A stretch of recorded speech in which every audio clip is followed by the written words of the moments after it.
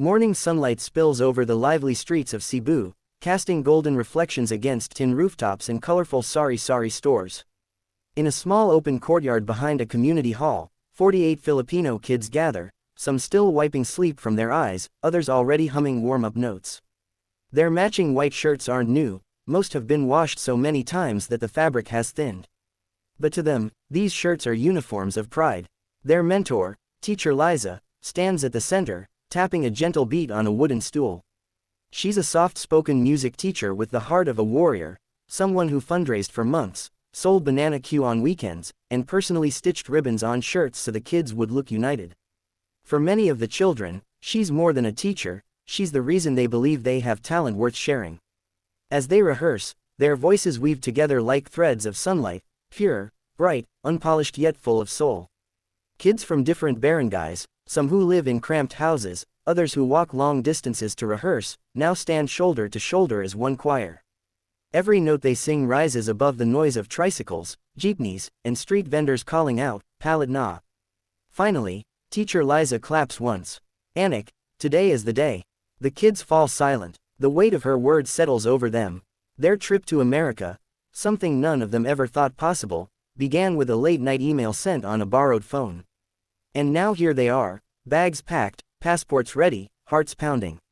They board a borrowed jeepney decorated with hand-painted stars and the words, "Cebu Children's Harmony Group, Dream Big." Inside, the kids squeeze together, laughing nervously, holding hands. As the jeepney rumbles forward, their voices rise once more, not in rehearsal, but in hope. The sliding doors of the AGT backstage area open, and the 48 kids from Cebu step inside, instantly overwhelmed. Everything feels larger than life, the soaring ceilings, the blinding neon signs, the buzzing cameras, and the clusters of performers rehearsing in every corner. Some of the younger children cling to each other, while the older ones try to appear brave, though their eyes betray the same trembling excitement. A production assistant kneels down to greet them. "Wow, 48 of you. This might be the biggest group we've ever had," she says with a laugh. The kids beam shyly, even being noticed here feels like a dream. Backstage, they pass by dancers doing flips, a magician running through her tricks, and a singer belting notes so high the walls shake. For a moment, doubt flickers in their eyes. Are we really good enough?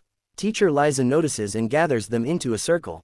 "Remember," she whispers, "you are here because you earned this. Don't compare, just sing from your hearts."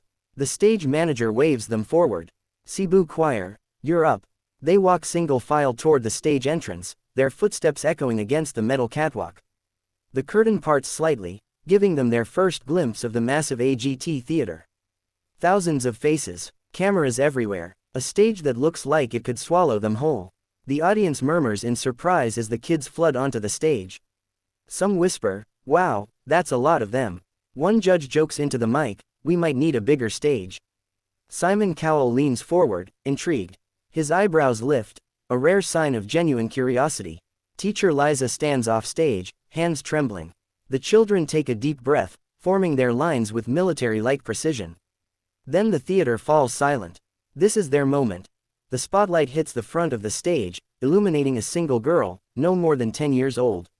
Her small frame trembles slightly, but when she inhales, the entire theater seems to hold its breath with her. A faint hush spreads across the audience. Even the chatter of cameras and crew dies down.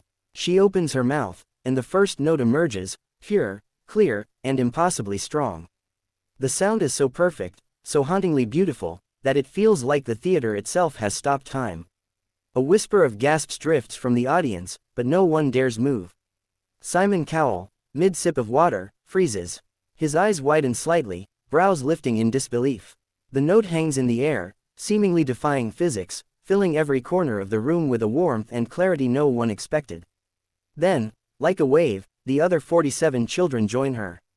Their voices intertwine in a harmony that seems almost supernatural, soft soprano, confident alto, steady tenor, and deep bass blending seamlessly. The energy surges, rising and falling like the tide. Beatboxing from the older kids adds rhythm, while the youngest contribute angelic high notes that seem to float above the rest. The audience watches, mesmerized, unable to look away. Some cover their mouths, some clutch their hands to their hearts. Heidi wipes away tears discreetly. Howie's jaw hangs open, And Simon leans back in his chair, his expression a mixture of astonishment and disbelief. The kind of performance that leaves critics speechless, that defies logic, is happening right before them, and it's coming from 48 children from Cebu. As the first verse ends, the theater is utterly silent. Not a cough, not a shuffle, not a single camera click. Every eye is fixed on the stage, every heart captivated. The silence is louder than any applause. The world has stopped to listen. The music swells, and the 48 kids shift into a complex formation, moving with the precision of a single organism. The youngest step forward, their voices soaring like delicate bells, while the older kids form a solid wall of harmony behind them. The choreography is seamless, hands rise, bodies sway, and every movement enhances the music. It's a visual spectacle as well as an auditory one. Drums kick in, their rhythm pounding like a heartbeat, while subtle beatboxing from the teens adds a modern twist. The notes ripple across the theater, weaving through the aisles and bouncing off the walls. The audience leans forward, caught in a tide of sound that's both overwhelming and beautiful. Some close their eyes, letting the music wash over them. Others whisper to each other, stunned. Midway through, the kids execute a daring shift. The sopranos ascend into an almost impossible high register, while the altos, tenors, and basses hold a foundation so steady it feels like it could support the very roof above. Every note lands perfectly, every harmony resonates. The choir's energy crescendos, a tidal wave of sound, reaching a peak that feels impossible to top. And then, in a moment of breathtaking timing, all 48 voices converge on a single, sustained note, a perfect chord that fills every corner of the theater. The note stretches, echoing, lingering, and finally fading into a silence so profound it feels sacred. The audience is frozen, not a whisper, not a cough. Every jaw drops, eyes glisten with tears, some are speechless, some are shaking with disbelief. Simon Cowell, normally reserved, leans back in his chair, stunned, unable to form words. The impossible has happened. 48 Filipino kids have commanded the entire theater with nothing but their voices, leaving a mark on every heart present. The silence speaks louder than any applause. And then, the eruption begins. The final note still hangs in the air as the theater trembles with awe. For a heartbeat, everyone is frozen, judges, audience, crew, and cameras, all trying to process what they've just witnessed. 48 Filipino kids, some barely tall enough to see over the podiums, have just delivered a performance that defies belief. Simon Cowell rises slowly from his chair. The movement is deliberate, rare, almost ceremonial. His eyes glimmer with a mix of disbelief and admiration.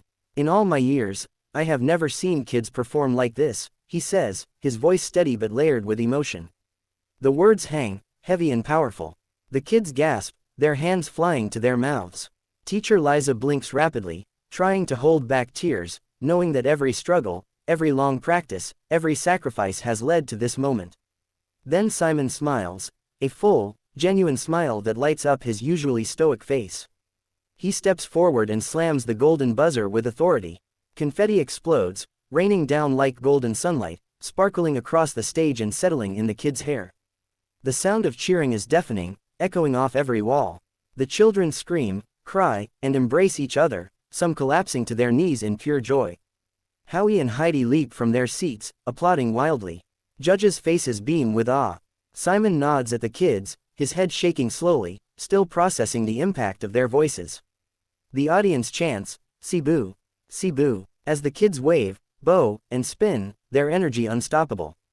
In that moment, 48 dreams have collided into one, a dream born on the streets of Cebu that has now exploded onto a global stage.